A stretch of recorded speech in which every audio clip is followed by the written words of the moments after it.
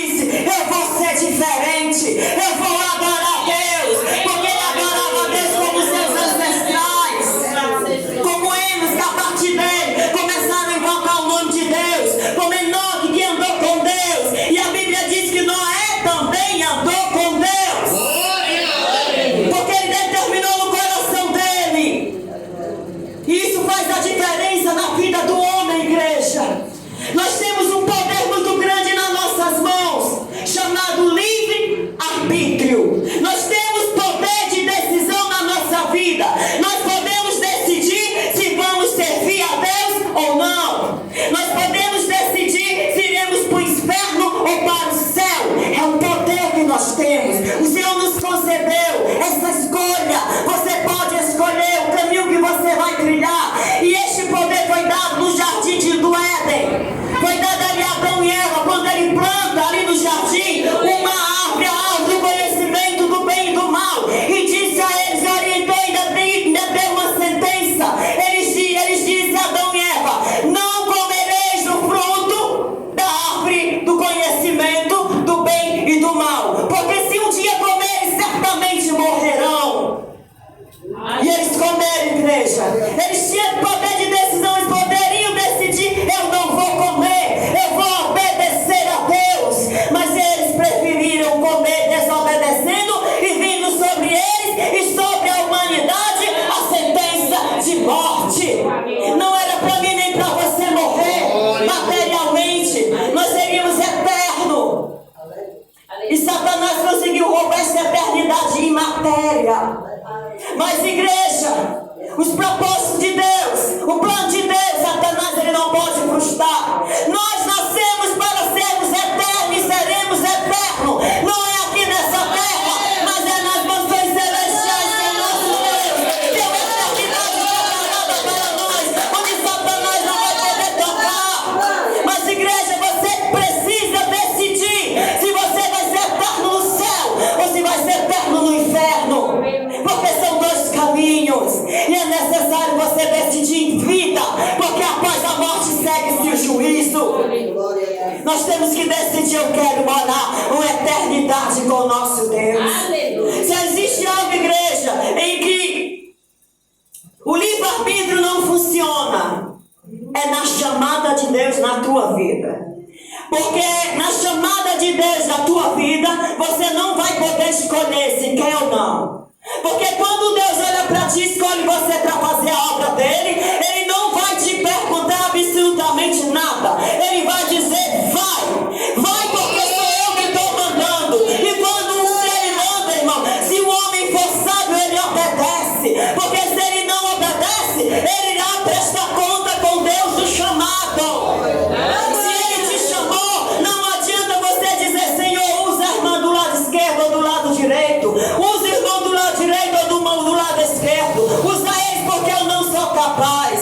Quando Deus olhou para ti e disse: é você que eu vou usar, ele não errou, igreja. Porque ele não erra nas suas escolhas. É você mesmo que vai fazer a obra de Deus. É você e é você. Assuma o seu chamado na sua vida. Diga para ele: eis-me aqui, meu Senhor.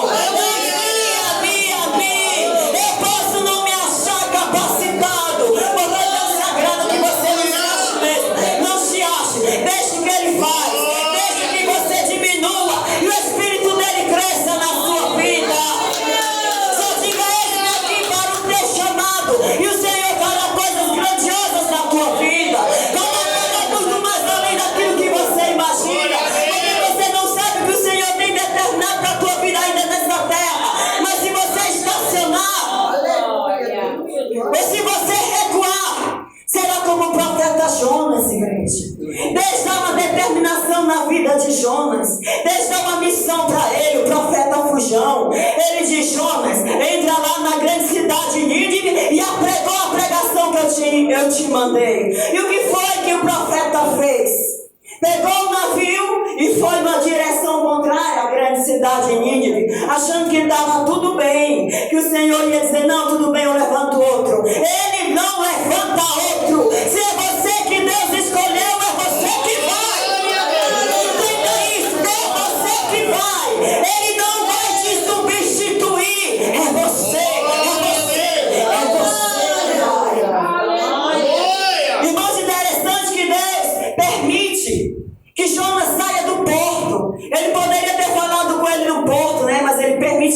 embarcasse.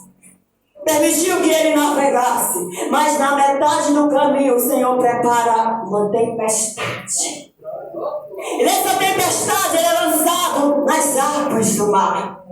E quando ele cai nas águas, o Senhor dá uma ordem ao peixe e manda engolir o profeta Fujão. Vai lá, engole ele.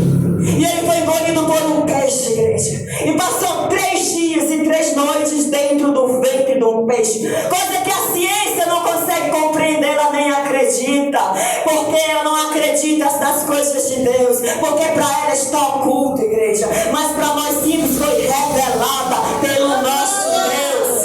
Nós cremos no poder dele. Não tinha oxigênio. Não tinha possibilidade nenhuma daquele homem sobreviver dentro daquele ventre. Mas o Senhor permitiu ele dentro de 3 dias, dentro daquele ventre, para ele entender quem foi que mandou ele ir. Para ele ver, reconhecer as misérias dele, se arrepender. E isso aconteceu. Ele se arrependeu dentro do ventre do peixe, igreja. Ele disse que do inferno eu clamo, porque ele estava numa situação desesperadora. Mas Deus que é fiel, que é poderoso e ama o vaso, deu mais uma oportunidade para ele. E ele então dá ordem ao peixe: vai lá na Nínive, vai naquela cidade, vomita ele. E o peixe foi e vomitou Jonas naquela cidade. E quando ele está ali se levantando para caminhar, o Senhor diz: vai e prega aquilo que eu mandei você pregar. Porque quando ele se responsabiliza, a mensagem era dura. Nínive seria submergida. Ele temeu, mas foi porque Deus mandou. E quando Deus manda, igreja, o melhor é a gente fazer. Nós temos que nos despertar, igreja.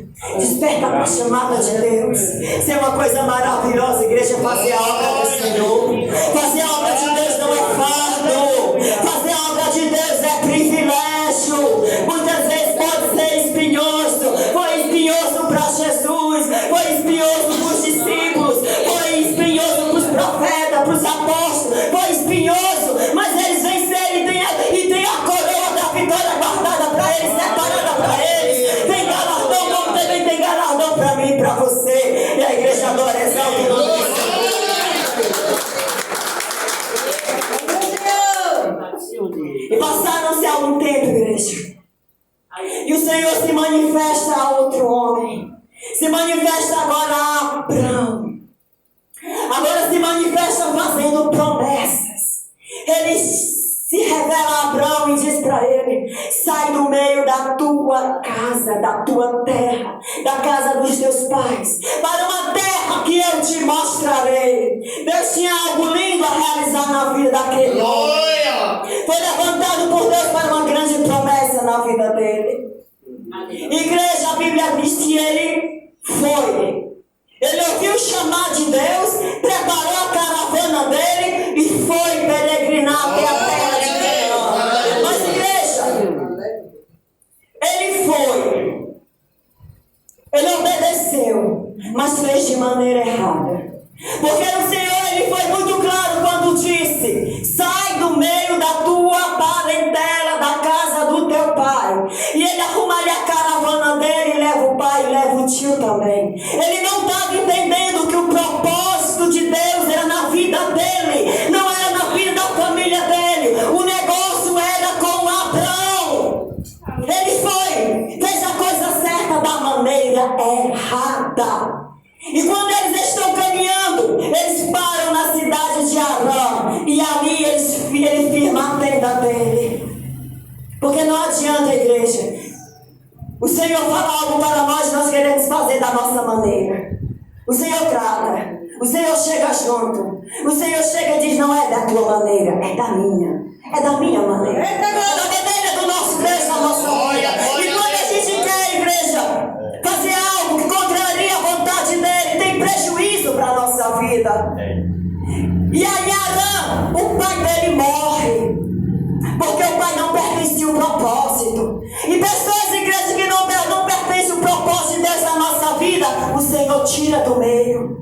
Não vai caminhar conosco. Só vai caminhar conosco aqueles que Deus tem permitido, que Deus tem propósito.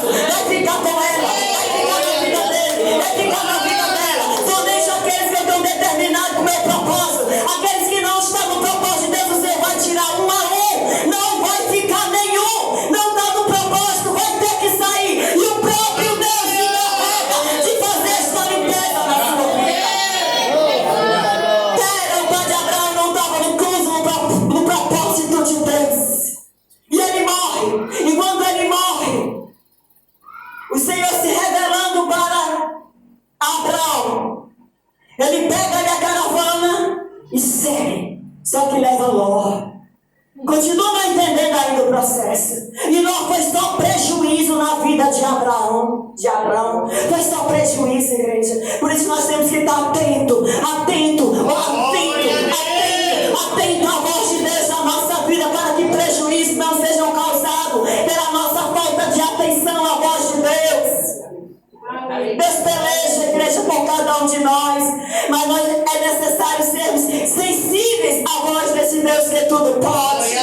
Louvado seja Deus, glória a Deus, a igreja exalte e agradeça o nome do Senhor. Outra cidade, e nessa outra cidade existia fome, e a caravana era grande, tinha animais, tinha servos, tinha a família dele. Então o que acontece com Abraão? Ele desce ao Egito com a caravana dele.